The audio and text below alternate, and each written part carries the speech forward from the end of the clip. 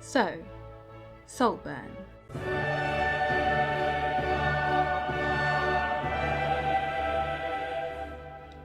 You might have heard of this film, certainly if you're interested in modern film as an artistic endeavour, or you're wondering what Oscar bait is being thrown into this year's sea of cinematic consumption. Or maybe you're just a cultural gambler who can't satisfy themselves on the tame and banal affair of what football team will score which goal and by whom, and would rather titillate your excitement, raise your arm hairs and pretend to risk daddy's wealth on more edifying games of chance, like 6-1 on the Booker Prize, 300-1 on the Nobel Peace Prize, or 900-1 odds on the Chardonnay du Monde Awards, an international wine competition held every year since 1993, hosted by the famous Pasteur Institute at its wine estate, the Chateau de Ravetas, in the Burgundy region of France.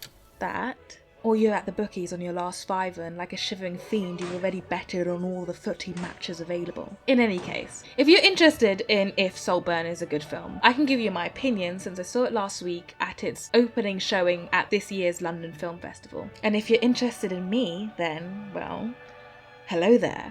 This is Zurich, and right now we're up in the air where we free fall into books, poetry, and anything else we decide to get into. This week, the film's the thing wherein I'll catch the conscience of the king.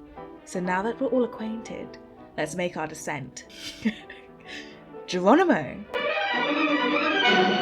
The play's the thing wherein I'll catch the conscience of the king!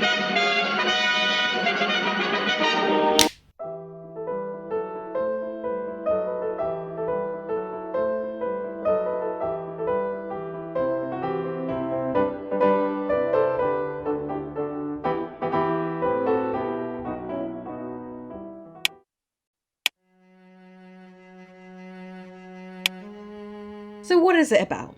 Saltburn is about a socially isolated and friendless Oliver, played by Barry Keoghan, going to Oxford University in the mid-2000s, around 2006, and is befriended by Felix Catton, played by Jacob Elordi, who invites him to stay at his stately home called Saltburn for the summer, wherein he meets his wealthy but highly eccentric family. It is a psychological thriller, directed by Emerald Fennell, an actress and director whose directorial debut, Promising Young Woman, released in 2020, gained rave reviews and won, amongst other things, Best Original Screenplay for that year's Academy Awards. I haven't watched Promising Young Woman, but I have heard of it, and with Fennell having a certain rise in exposure these last few years because of Promising Young Woman, Saltburn, and being in Barbie, I think she was the pregnant Barbie, I thought that I would give it a go, especially since Saltburn was about the upper echelons of English society and their weird ways, which is a premise that I admittedly love.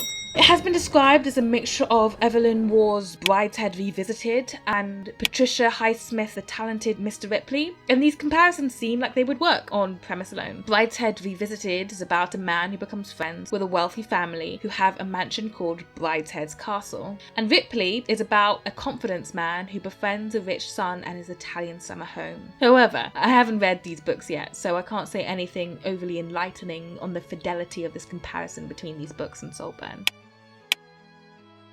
So, I think Saltburn is a good film, but not an amazing film. It was a good film. It had lots of great elements, but I think there was just some things that made it less stand out than I think it presented itself, both in the film and in its promotion. Fennell opted for a coy and secretive advertising tactic, really only showing a screenshot of the film and a trailer, and only because a bit of the story had been leaked at an industry screening. Okay, so let me start off with the good. The stylistic choices are notable, and excellent. The film leans heavily into an old, serious cinema aesthetic, being shown in a 1:33:1 aspect ratio, which is basically a square, and was what the silent films of the 1920s were shown in. There is a curious blend between old prestige and modern day sensibilities, what with it being set in Oxford and its heritage buildings and a country house, but with modern music and scenes where the technology of the day is casually incorporated. For example, the Cattons and Oliver are seen watching TV in a spectacularly grand room, and in another scene, karaoke is is being sung after dinner with everyone in black ties and tuxes. There is a certain juxtaposition with this, but I think the mix is pretty seamless, at least for me, and I think it works in the same vein that Donna Tartt's The Secret History and its blend of Greek literature and 80s America works. The mix between old and new is also seen in the dialogue, where the characters mix literary profundity with swear words and casual talk. Others might find this unbelievable, and it is. It comes off a bit like an old play, a bit thespian, or even melodramatic at points. But I don't think that is altogether a bad thing. I don't think cinema has to be realistic in its dialogue for it to be good. The lighting is on point, atmospheric and seductive when it calls for it. The use of the colour palette is dynamic and cohesive. The camera angles are interesting and dynamic as well, with interesting shots that clearly symbolise the characters' perspective, which is good for a film that is focused on the psychological aspects of thriller. The acting is impressive as well. Standout performances from Rosamund Pike as Elsbeth Catton, Felix's mother, who invigorates almost every scene she's in with her almost absurd levels of self-absorbedness. And Richard E. Grant, playing Sir Catton, Felix's father, had an impressive lack of self-awareness that was hilarious and a credible satire on the stagnant, almost dementia-riddled concerns of the modern aristocrat. Barry Keoghan was very committed to his acting. There was definitely something unsettling, smarmy, snake-like, and morally destitute about the way he moved about each scene, which was impressive.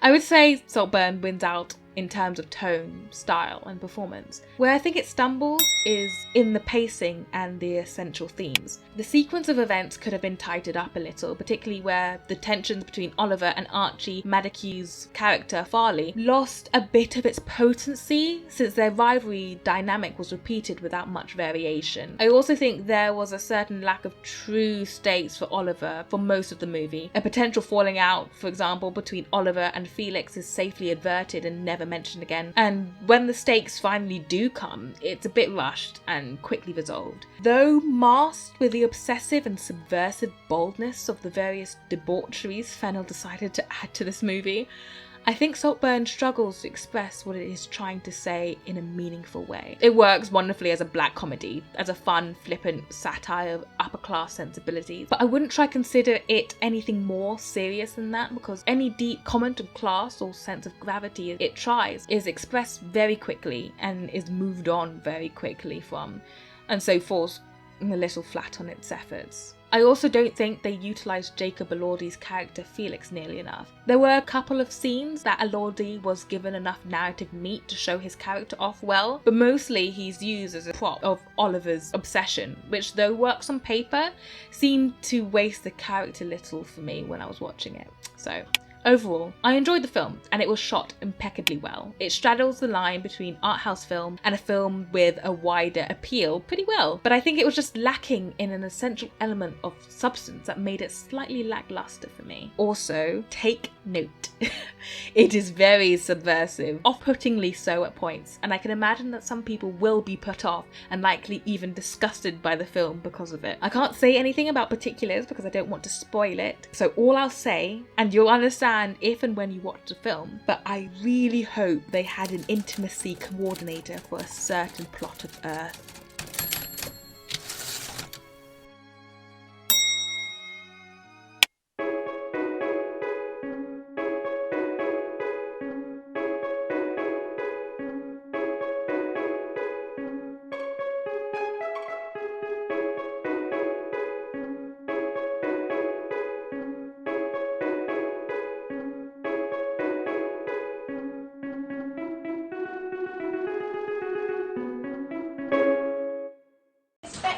In Cowley. That's where. Moment, but you smash all the